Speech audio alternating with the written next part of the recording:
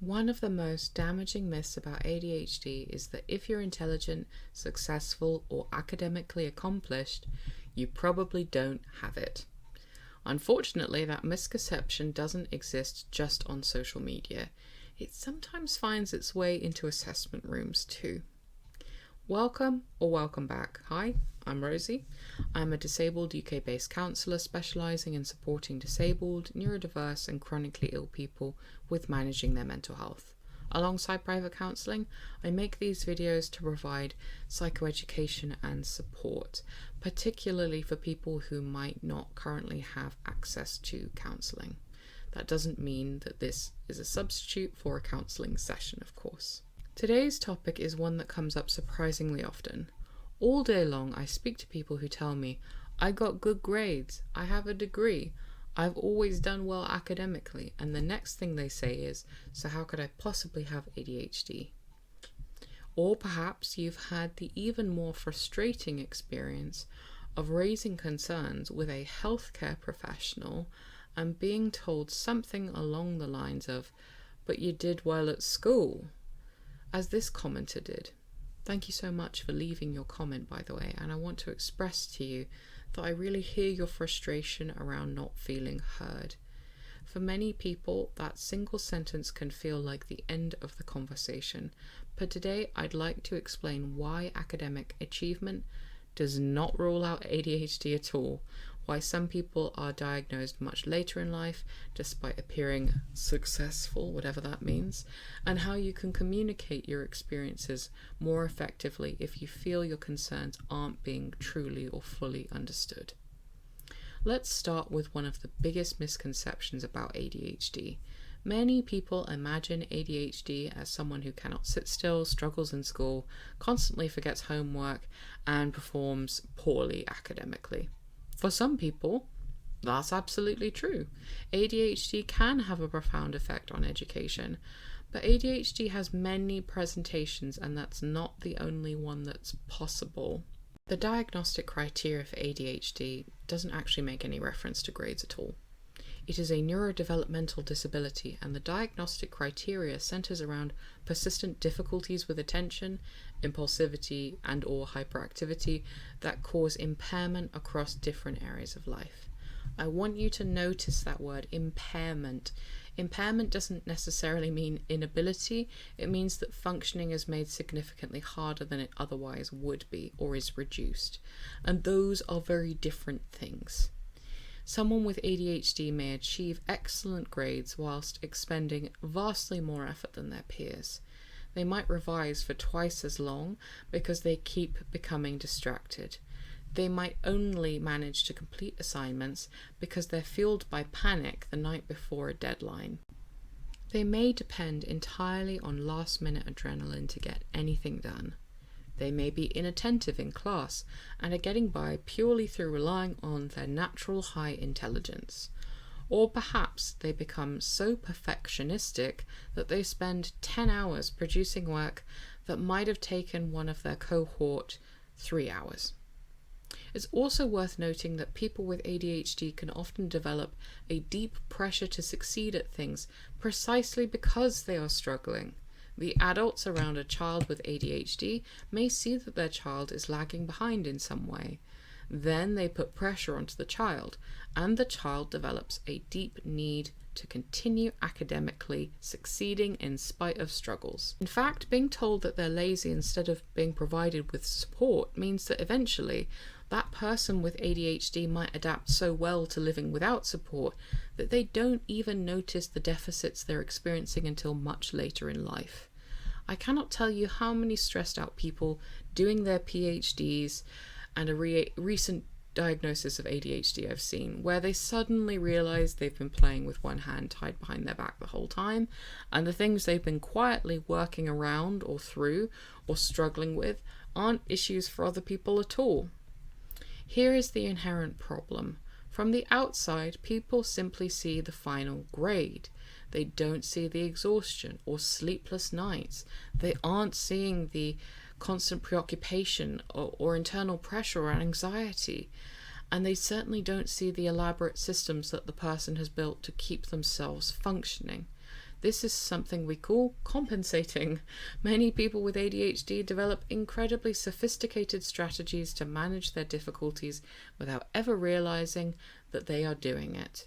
They might rely on endless reminders, calendars, alarms, sticky notes, family members, caffeine, routines, or environments that happen to suit the way their brain works. And some people also develop an intense anxiety because anxiety itself becomes the thing that is keeping them organized. They are not functioning because executive functioning has suddenly become easy. They're functioning because the fear of getting something wrong has become so overwhelming to the point that their nervous system adjusts to try to keep up with the deficit. The result is that the people around them see someone who is organized, on top of things, successful. They don't see that underneath those achievements is someone who feels as though they're constantly just about holding everything together. Another reason this misconception persists is because intelligence and ADHD are completely separate things. ADHD doesn't determine how intelligent someone is. I'm going to say that for some people in the back. ADHD does not determine how intelligent someone is. It doesn't determine whether someone enjoys learning. It doesn't determine whether someone can understand complex ideas. It affects how the brain regulates attention, motivation, planning, working memory, and other executive functioning skills. That's it. Not intelligence. You can be exceptionally intelligent and still struggle to begin simple tasks. You can write a dissertation but end up doing it in a cafe because you forgot to pay your electricity bill again this month and the power shut off. You can perform brilliantly at work while being unable to keep your kitchen tidy. Intuitively, we all know that this is true. Possessing intelligence does not mean consistent capability wherever you are. Human beings are wonderfully inconsistent. Our brains aren't measured by one single ability or by a test. Sometimes healthcare professionals do place significant weight on educational history when assessing ADHD. That's not necessarily because they believe good grades automatically exclude the diagnosis. Rather, they can be trying to understand whether symptoms were present during childhood and whether those symptoms caused impairment. The difficulty is that this thinking can be really limiting because the educational achievement only tells part of that story. The grade is a part of the story. Two children might both leave school with excellent grades. One found school relatively manageable, maybe a little bit boring, but otherwise unremarkable. The other spent years overwhelmed, crying over homework, forgetting equipment, missing deadlines until the last minute, constantly being told they weren't applying themselves, whatever that means, and living in a permanent state of stress. On paper, the grades look identical. The experiences couldn't be more different, though. For many high-achieving people with ADHD, success is possible because they've become exceptionally good at masking. Masking refers to the ways we hide or compensate for our difficulties so that other people do not notice them. From the outside, someone may look organized or motivated or capable, but internally they might be relying on dozens of reminders or working twice as hard or twice as long as everybody else, procrastinating until the panic bleeds over, or feeling constantly anxious that they'll forget something important. Over time, that can become really very, very exhausting. The achievement's real, but so's the effort that it took to get there. One of the difficulties with masking is that clinicians, teachers, employers, and sometimes family members often only see the outcome, the degree, the promotion, the good grades, rather than the enormous amount of energy required to maintain or gain them. That's one reason so many people with ADHD reach adulthood before anyone recognizes what's been happening all along. This is why describing your experience is often much more helpful than simply describing your achievements. So if you're speaking to a doctor and they ask you about how you did at school, try imagining answers to questions like these. What did it actually take for you to achieve those grades? How much time did studying take compared to other people? Were deadlines always a crisis? Did you constantly lose things? Were you like me? Did you bring every single thing in your backpack instead of putting it in your locker just so you'd be less likely to forget something? I did that for years. Did teachers describe you as being bright but disorganized? Were you always forgetting instructions or suggestions? Did you rely on your parents to keep you organized? Did you feel permanently overwhelmed despite being or appearing successful? Those details paint a much richer clinical picture than saying, I got a first in my degree. What the doctor is usually trying to understand is whether there was an impairment while you were doing the activity.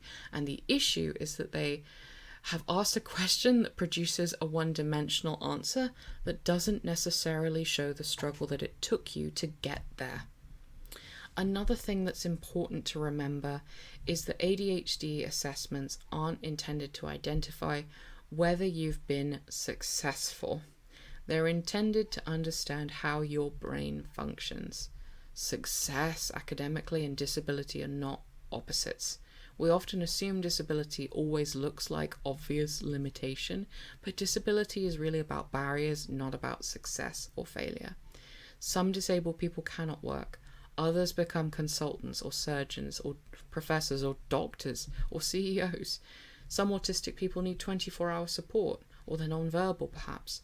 Others become university lecturers. Some people with ADHD drop out of school early to pursue a vocation. Others complete doctorates. The diagnosis isn't determined by where you ended up. It's determined by the challenges you experienced in getting there and how those challenges continue to affect your life. One thing I also want to acknowledge is how invalidating it can feel when someone dismisses your concerns purely because you've achieved something academically.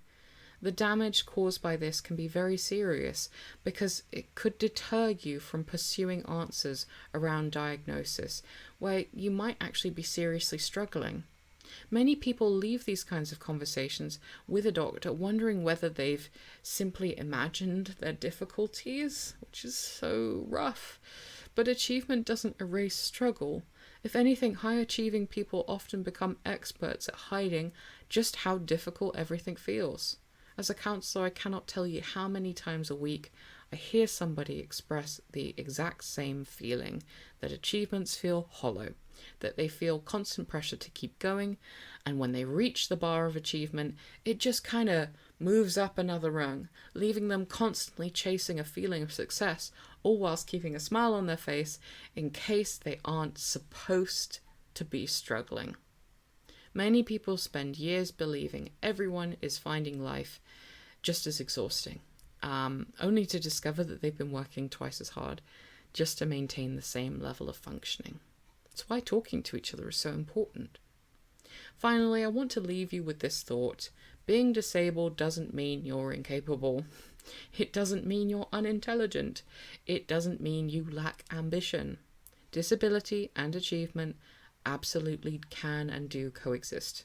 In fact, many disabled people achieve extraordinary things, not because their disability isn't real, but because they've spent years adapting, problem-solving, persevering, and finding ways to work with brains or bodies that don't always cooperate, and learning to live in systems that don't support them. Are we going to argue that para-athletes aren't disabled because they found strategies to work around their disability? No, we wouldn't, because that's just silly. That doesn't mean you have to achieve extraordinary things to deserve support, of course. You deserve to find access to support whether you've achieved some great success in academia or not. Also worth saying that your worth as a person isn't measured by productivity. Your diagnosis isn't earned by struggling enough, and your experiences don't become invalid simply because you've also been quote-unquote successful. If you're concerned that you may have ADHD and you feel your experiences haven't been fully understood by a doctor, it's okay to seek out another opinion or ask for clarification. It's also okay to challenge a clinician if you feel in the right place to do so. around what they feel the link between ADHD and intelligence is. A thorough assessment should consider your whole story, not just your exam results. If you've made it this far, thank you. If you found this video helpful, I'd really appreciate it if you could like, subscribe, or share it with somebody who might find this useful. As always, let me know in the comments section below if there are any other neurodiversity, disability, mental health topics that you would like me to cover next. And if you'd like to work with me on a one-to-one basis, please do check the description. Thank you so much for watching and take really good care.